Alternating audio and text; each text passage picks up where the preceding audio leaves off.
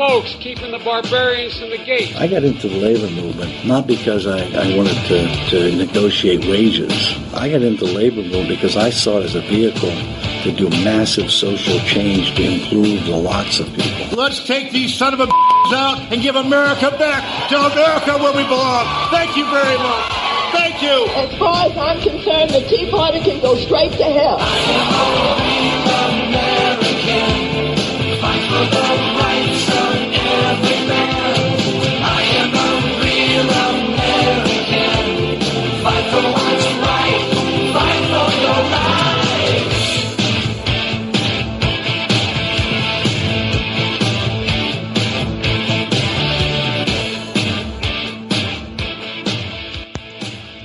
Hey, welcome into the show, everybody. It is Wednesday. Looking forward to a hump day with you.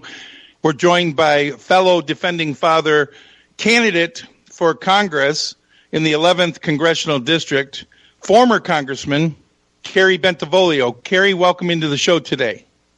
Hey, Randy, and thank you very much for going up to Ludington yesterday. God bless you. That's the fight we want to make. Hoorah. Yes. Actually, it was down to Ludington, 123 miles from my driveway. Oh, that's right. For you, it's down. Yeah, I'm sorry. Yeah, it's interesting, the perspective. People say going up, people going down. We're all over the place. Hey, Kerry, I wanted to have you on the show today because there's a couple of things that are going on in your race to get back your seat that you formerly held prior to David Trott. And I want to put this into perspective because as I was in Ludington last night, I talked to a few folks down there on a local issue. Okay, this is an atheist carpetbagger who has done this crap in Hawaii. He's done it in other states. Now he's coming to Michigan. He already got the cross taken down in Grand Haven. Now he's going after the Father Marquette Memorial on the shores of Lake Michigan there in Ludington. And here's my point, because in talking to the folks, the local people, like you're doing out there running for Congress for the 11th congressional seat, this is an issue that's local to their community. This is something that is affecting the name of their town, the history. I mean, everything going on local to them. And it got me thinking, there's 5, 6, 7 people running for this seat there to get the Republican nomination in your race. What local issue or issues does the 11th Congressional District have, like with regards to commerce or business or trying to attract industry into that district? How do you see, knowing that district so well, what issues do you see affecting people in the 11th Congressional District? Well, they're concerned about education, and they're concerned about our roads, of course, as we all are. And now I just went to Monday. I went to an anti-human trafficking initiative. There was a group of people there that are working on stopping human trafficking, which is sex and labor slaves for children that are underage. The cybersecurity issue is a major thing.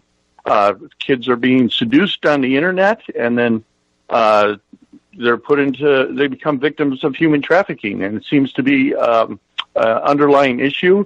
I'm really proud of these folks because I supported a bill as a member of Congress called the Safe and Secure Federal Websites Act, which basically says, government has to lead by example. We have to have safe and secure websites. If you are forced to go on a government website and put in your birthday and social security number, that information has to be protected like the gold in Fort Knox and under the most security. And right now, if you're hacked and your information is stolen from a government website, nobody's accountable except the department as a whole, but their IT person, all this.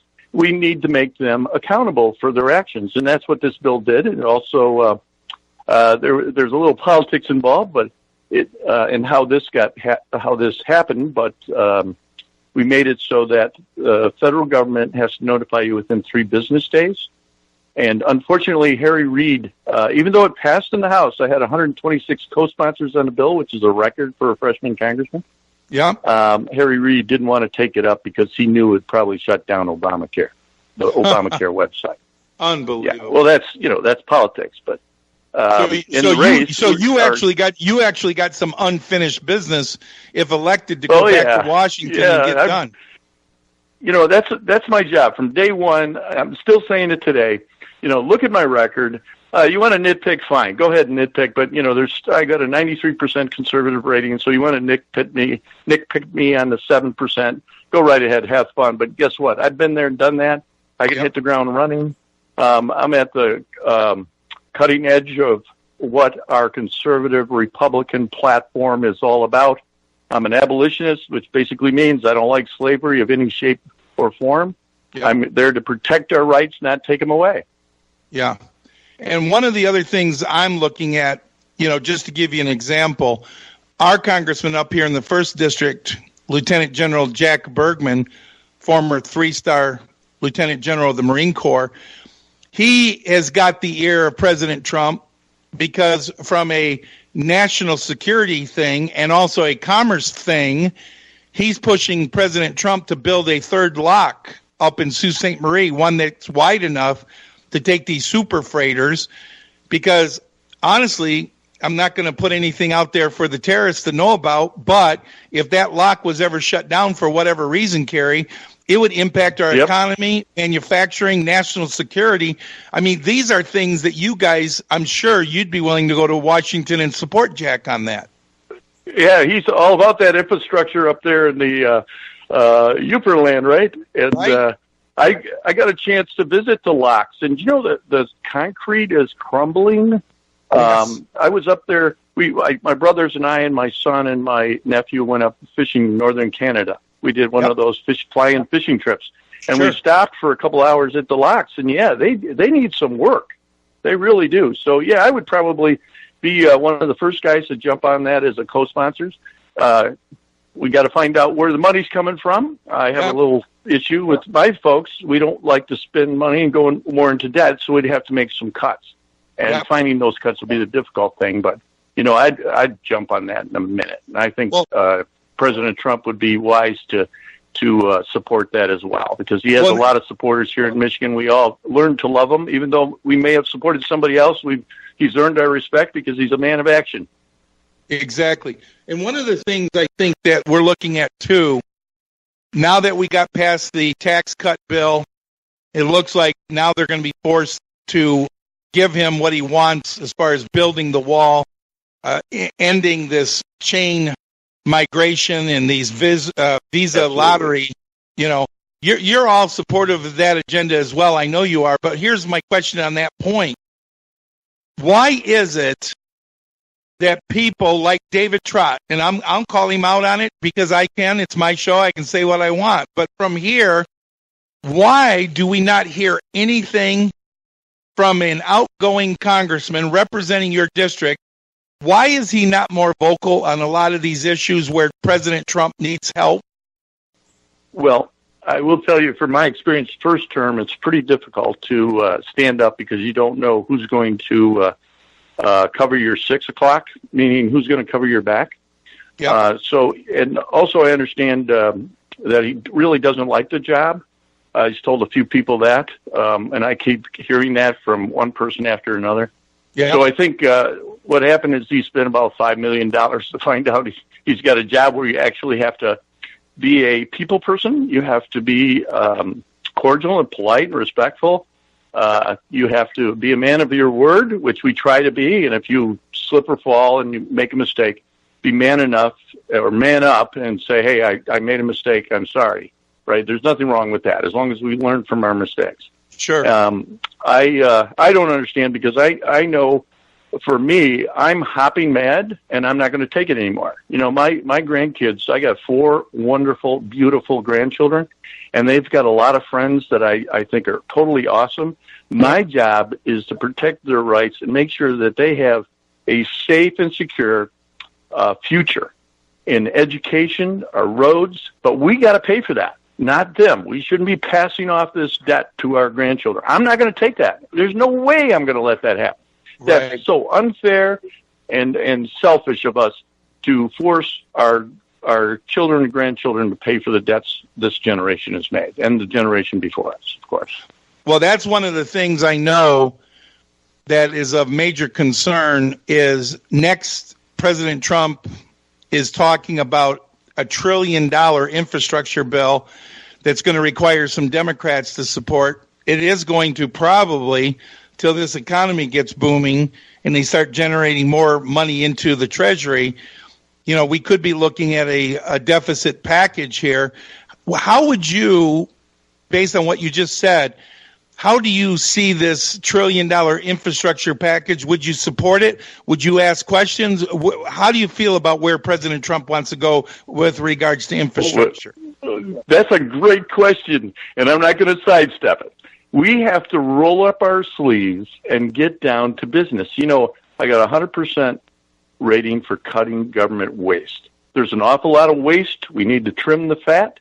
We need to look at some of these things. We need to go to a thing called zero budgeting. In other words, Mr. Federal Agency, we understand you get $80 billion a year.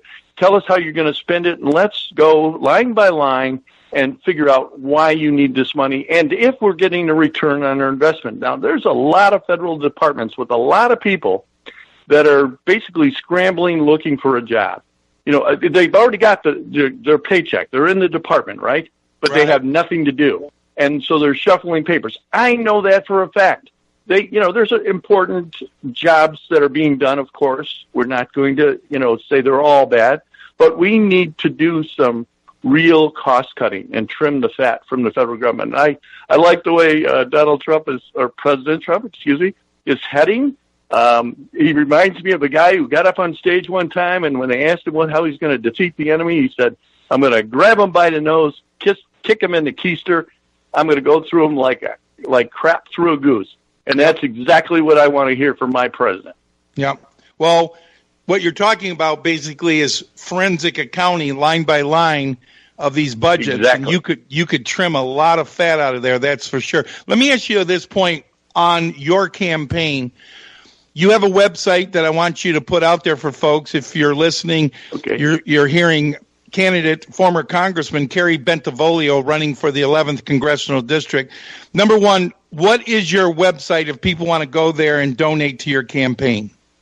Oh, thank you. It's kerrybforcongress.com. So it's Kerry, Kerry. That's how it's spelled. kerrybforcongress.com. And just want you to know that everything's going extremely well. People are joining the campaign daily because they realize, I'm the guy. I've got the passion, I've got the heart, and I got a warrior spirit. That's all there is to it. We're receiving an awesome response. People are fed up with the scripted, fake, biased news and career politicians. They're not interested in these games anymore. This is a fight we have to win now. And they realize that Bentivolio, he's been there and done that. Look, I was the only member of Congress who fought in 2 wars, Vietnam and Iraq, in Congress. That's a combat soldier, right? I was a sergeant. Sergeants, we don't care who you are, where you come from. Our job is to get the mission accomplished. We make the officers look good, right? But we get down dirty in the trenches and do the fighting. And if you want a fighter, you want a warrior, I'm the guy. Because I'm fed up with it. I'm not playing these games anymore. Yeah. Well, and that's the thing I think people need to hear is because there is a lot of people, running for this seat. And I'll be real blunt. I look at these candidates, Kerry, I'm sorry, but I've got Red Wing work boots that are older than some of these people running for that race. Yeah, one of my opponents actually went to school with my daughter. I think they were a year behind. But my daughter went to that school on a scholarship. The other one had to pay to go there. Right. So Bentivolios have a long tradition of working hard, fighting hard, and earning what they get. And there's a lot of people out there that think they want some. Well, let me just put it this way: there's some people out there that would just want the seat for the sake of the prestige. It's a lot of work, Randy. One of my constituents asked me what it was like to be a member of Congress, and I said, "Remember finals week in college?" They go, "Yeah." I said, "Well, that's every week." Yeah. And I relished it. I loved it because I enjoy learning. I pass that enjoyment for learning off to my children, and if you met my children, you'd know that. They're just totally awesome. I'm truly blessed. One of the issues that I'm looking at in that race, and it just came to me talking to Kerry, I got a couple of Facebook comments, a couple of text messages.